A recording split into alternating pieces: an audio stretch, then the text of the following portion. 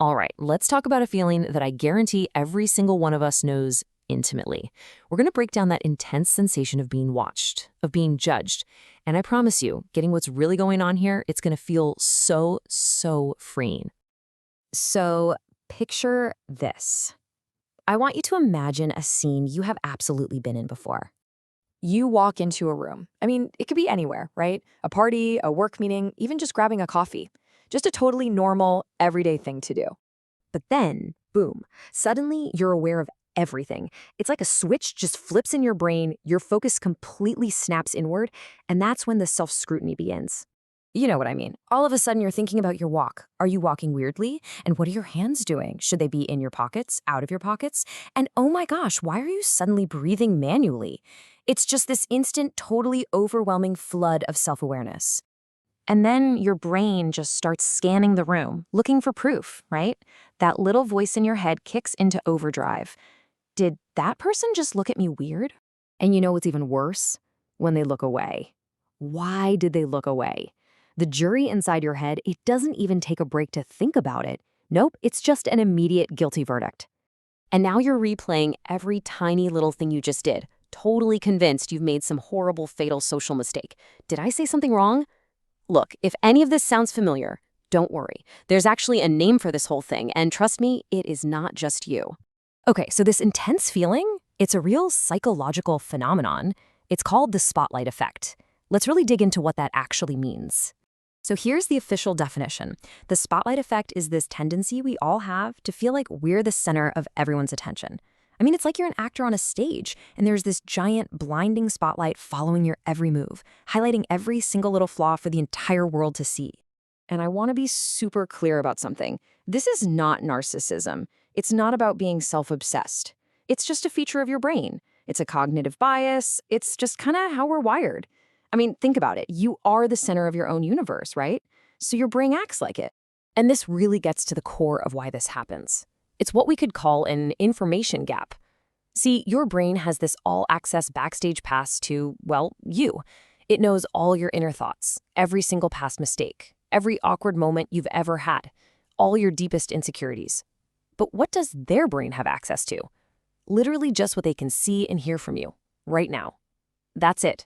The gap between those two things is absolutely massive. So to really get this, we have to kind of flip the camera around.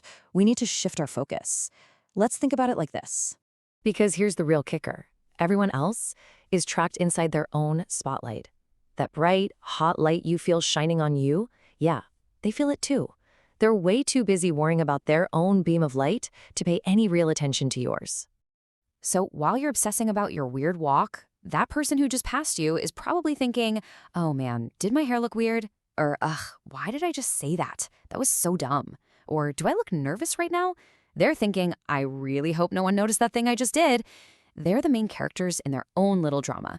And this leads to a really powerful way of thinking about this. A metaphor that can totally change how you see, well, pretty much every social interaction. It's like every single person is the main character in their own movie.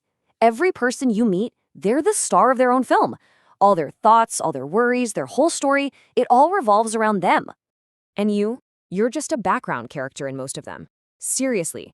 In their movie, you might just be that person in the coffee shop, or my colleague who walked down the hall. You're an extra, a background player. You are not the focus of their scene. And once you really truly let that sink in, it's not insulting at all. It is so incredibly freeing. This is a realization that lets you turn off that self-generated spotlight. Because here's the strange truth of it all. People think about you far less than you imagine. It's not that people don't care about you. It's just that their main focus is always going to be themselves, just like your main focus is you. I mean, think about it like this. Something like 99% of their mental energy is spent analyzing themselves, not you. It's all dedicated to their own inner world. And that tiny little 1% left over, it's divided between 100 other things.